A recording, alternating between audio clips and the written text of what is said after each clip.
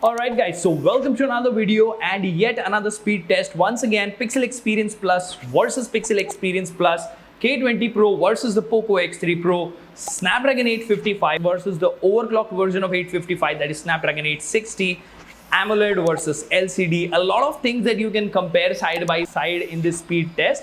So in today's video, we're going to do a side-by-side speed test of these two devices and these two ROMs.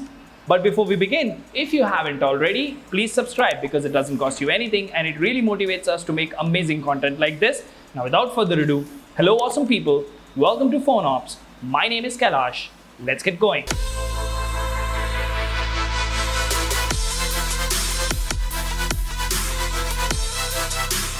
Alright, so both the phones have similar brightness as you can see. So let's slightly increase it on this one. Both of them have similar battery as well, 83%, 98%. So towards the top half of the battery is what we have here.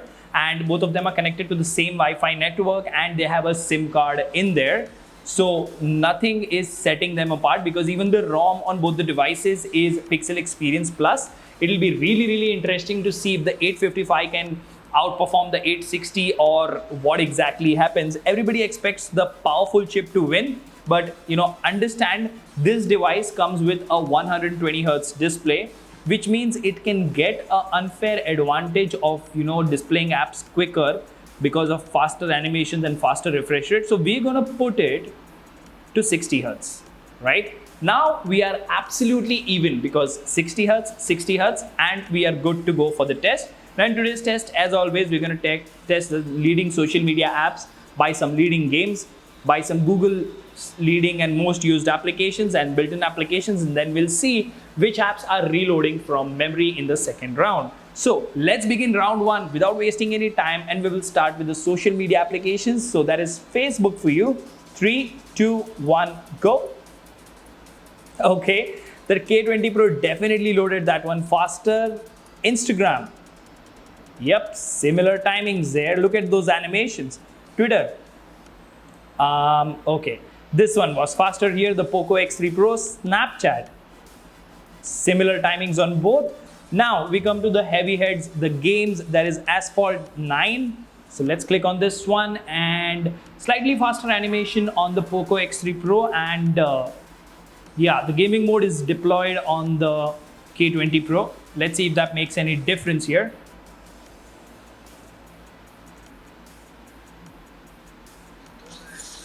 Okay, so despite having the gaming mode, the Poco X3 Pro loaded Asphalt 9 faster. We're going to talk about Battlegrounds Mobile India here. Let's go ahead and do it. 3, 2, 1, go. Okay, once again, the Poco X3 Pro is taking the lead, even though it is on 60 Hz of display. So let's see here. Oh, yeah. So the K20 Pro loaded that a little faster, bragging rights. Call of Duty Mobile loaded at the same time, faster animations on the Poco and the Redmi K20 Pro. Let's see which one wins this particular app. Is it going to be the K20 Pro? Okay.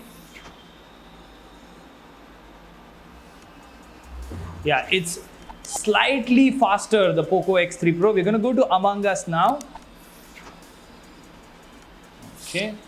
Similar timings. Wow, that's so identical. It is so much fun to see different chips perform almost at the same level on both the devices. But as you can see over here, the Poco X3 Pro has already loaded Among Us and this guy is still trying. So showing its age probably. Now we're going to come to Google Apps. So Play Store, similar timing. So Gmail, okay. And Photos, faster on the Poco X3 Pro. YouTube, faster on the Poco X3 Pro. System applications, so Phone, okay, similar timings there. Messaging, similar timing again. So Google Chrome, similar timings there, and the built-in camera application. Okay, similar timings once again. Now, overall, K20 Pro did try to give a fight, but the 860 is definitely winning here. So that is something to be considered. Now we will look at apps in memory. If we go to the multitasking menu, as you can see, we have these many apps in memory. And yeah, leaving settings apart, the first app, of course, is Facebook. So we're going to go to the home screen and we will start with apps which are loaded already. So Facebook, is it in memory? Yes, on both. Instagram, Twitter. Oh, okay, so it's in memory. Snapchat, reloading here. Now heavy games here. Okay, it's reloading on both the devices. Battlegrounds. Yeah, of course, it is reloading on both the devices. Call of Duty Mobile. I think it's reloading on both. Yeah, it is reloading on both. Among Us. Yeah, reloading on both.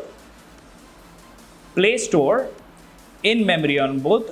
Google Mail, reloading on both. Photos, reloading on both. YouTube, reloading on both. System applications, phone, once again reloading. Messaging, once again reloading. Google Chrome in memory, and the camera application is reloading as well. So this is a very common behavior that I have observed in Pixel experience across all the three devices, that memory management is decent, but it only keeps the most essential apps in memory. Anything that is even a slightly heavier like Among Us, or the heavier games like Battlegrounds, Asphalt, or Call of Duty Mobile are reloading, right? So despite having the exact same ROM, you do see that the Snapdragon 860 by obvious choices is outperforming the 855 over here. Probably the 855 is showing some age, or we need to throw in a different kernel or something like that. All in all, this was a very fun test. It was really interesting to see two different chips, two different devices performing hand in hand so close to each other. Let me know in the comment section what do you think about this video. Until the next one, this is Kailash signing off at PhoneOps. Keep smiling, take care, goodbye.